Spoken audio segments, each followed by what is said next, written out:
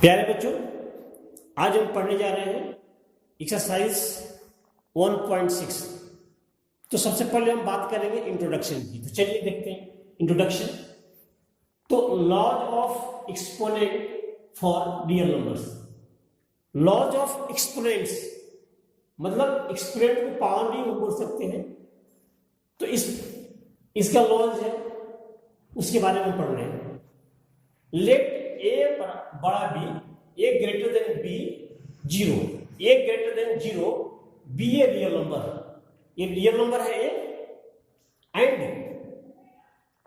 P Q, जो है P और क्यू है, ये रेशनल नंबर है।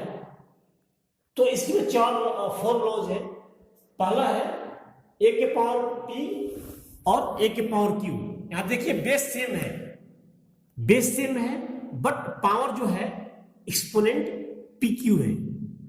तो इसको मल्टीप्लाई करेंगे तो क्या बनता है, ए के पावर पी प्लस क्यू। यहां पावर ऐड हो गया, बेस सेम है तो मल्टीप्लाई करने पर पावर ऐड हो जाता है। बेस सेम है तो पावर जो है मल्टीप्लाई करने पर ऐड हो जाता है। ये पहला लॉ हो गया। दूसरा लॉ क्या है, अगर ए के पावर पी है, उसका पावर क्यू है, देन क्या होता है, उसका ए का पावर जो है P इंटू क्यू। यहां दोनों पावर मल्टीप्लाई हो गया। दूसरा नियम जो है, बेस जो है, बेस का जो पावर है आपस में मल्टीप्लाई हो जाता है।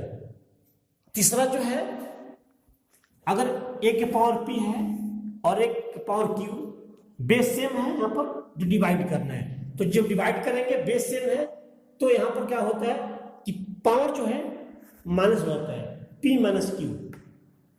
ठीक है। इसके बाद जो है फोर्थ लॉ है कि ए के पावर पी और बी के पावर पी क्यू पी। यहां जो बेस अलग है, बेस क्या है, अलग है, ए और बी है, बट पावर जो है सेम है, पी है। तो यहां पर बेस को मल्टीप्लाई कर दिया है और पावर सेम कर दिया है। इस तरह से जो चार लॉ है इसको याद रखना है आपको, ताकि आपका एक्सरसाइज 1.6 इजी तरीका से बन सके। अब चलिए हम बात करते हैं, अगर मान लीजिए 4 की पावर 3/2 है तो इसको हम दो तरह से सॉल्व करेंगे। कैसे करेंगे देखिए, ध्यान से देखिएगा। इसको ऐसे लिख सकते हैं, 4 के पावर 1/2 के पावर 3 लिख सकते हैं, क्योंकि यहां पर जो बेस 4 है और पावर को मल्टीप्लाई कर सकते हैं इस नियम के अनुसार। तो कितना आ जाएगा, 3/2 आ जाएगा, कोई फर्क नहीं हुआ। तो इस तरह से और जो 4 है, 4 का √2 हो गया, √4 हो गया। जो 1/2 है ये रूट हो जाता है। इसके बाद पावर 3।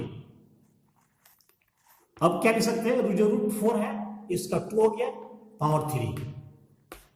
तो 2 के पावर 3 कितना हो जाएगा, 2 × 4, 4 × 8, 8 आंसर आ गया इसका। और जो इसका दूसरा तरीका है सेकेंड, इसको ऐसे भी कर सकते हैं, 4 के पावर 3 के पावर 1/2। देखिए इसको भी मल्टीप्लाई कीजिएगा तो 3/2 हो जाएगा इस लॉ के अनुसार। तो इसको लिखिए, 4 के पावर 3 कितना हो जाएगा, 64, और इसका पावर हाफ। तो इसको ऐसे लिखेंगे, 64 का मीन्स 8 हो गया। दोनों तरीके से आपका आंसर 8 हो गया है। इसको समझना है कि कोई कंफ्यूजन ना हो, दोनों तरीके से आप कर सकते हैं। ठीक है। तो इसका जनरल जो लॉ होता है वो भी बता दो आपको। जिसे मान लीजिए कि पावर m और n है, तो इसको ऐसे भी लिख सकते हैं हम, जैसे अभी किया मैंने इसको, कि a को रूट कर दिया और यहाँ पावर 1 हो गया। डायरेक्ट नहीं लिखता हूं मैं ताकि आपको समझने में दिक्कत आएगी। इसको ऐसे लिख सकते हैं कि 1 के पावर जो है 1/n और इसका पावर m, मतलब यहाँ हो गया n√a और इसका पावर m। एक का तरीका यह हो गया। इसका जो सेकंड इसका मीनिंग है, तरीका जो है, a के पावर m के पावर 1/n ऐसे लिख सकते हैं, मीन्स जो 1 के पावर m और यहाँ रूट हो जाएगा n। तो ये दो तरीका हो गया, ये भी हो सकता है, ये भी लिख सकते हैं। ये जनरल फॉर्म है, इसको भी आपको समझना है, समझने के बाद याद करना इजी हो जाता है। तो इस चीज को समझना आप लोगों को कि ऐसे लिख सकते हैं, ठीक है।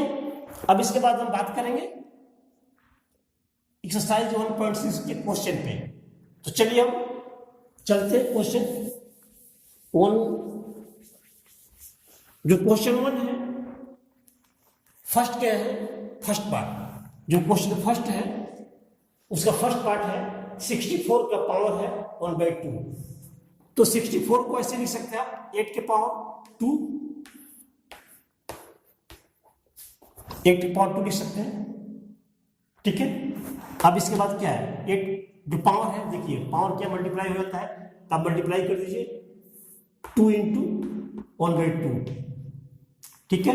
यहां पर देखिए 2 और 2 कैंसिल हो जाएगा, क्या बच गया 8। ये आपका आंसर आ गया।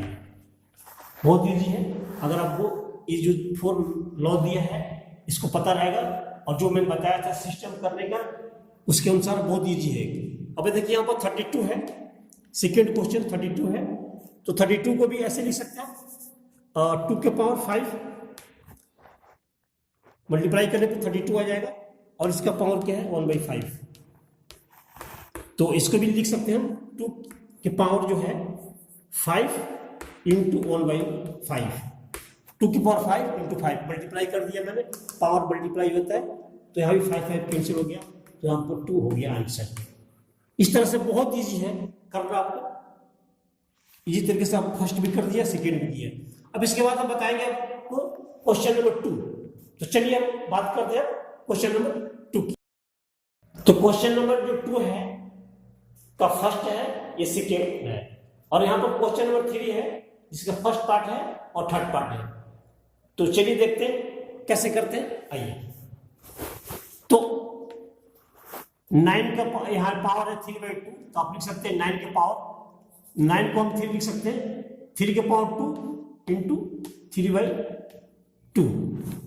तो पावर मल्टीप्लाई करूंगा मैं 2 × 3/2, 2 कट गया तो 3 के पावर 3 हो गया।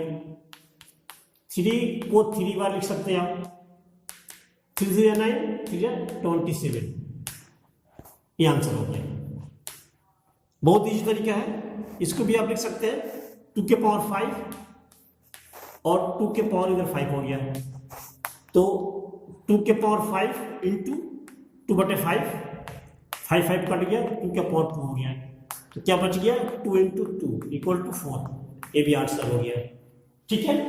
बहुत इजी है, इसकी वजह से सिंपलीफाई करना है इसको। क्वेश्चन फर्स्ट का जो क्वेश्चन नंबर 3 का फर्स्ट पार्ट है, सिंपलीफाई करना है। तो देखिए यहाँ पर क्या है, बेस सेम है, पावर अलग अलग है। इस वाले नियम से बेस सेम है, पावर अलग अलग है, तो दोनों को क्या करना है, पावर को हम ऐड कर देते हैं। 3/2 + 1/5 कितना हो जाएगा, यहाँ हो गया 2 और इसको ऐड कर दीजिए, एलसीएम कितना हो गया 10 हो जाएगा, यहाँ पर 10 हो गया, और यहाँ पर क्या हो जाएगा 5 3 × 15 प्लस यहाँ हो गया 2, ठीक है। इसके बाद यहाँ पर हो गया 2 के पावर हो गया 17/10, ये छोड़ दीजिए, आंसर हो गया इसका। इसके बाद हम इसकी बात करते हैं। तो यहां पर जो इसका जो डिवाइड वाला नियम था, 11 के पावर हो जाएगा 1/2 - 1/4, तो इसका भी एलसीएम लीजिए 4, यहाँ हो गया 2 - 1 यानी 11 के पावर हो गया 1/4, ये इसका आंसर हो गया, ठीक है। इस तरह से सारे क्वेश्चन इसके हो गए। बाकी जो क्वेश्चन बच्चे अपने आप लोग ट्राई कीजिएगा, जो नियम बताया गया है उसके आधार पर आप लोग खुद कीजिएगा, ठीक है। Thank you.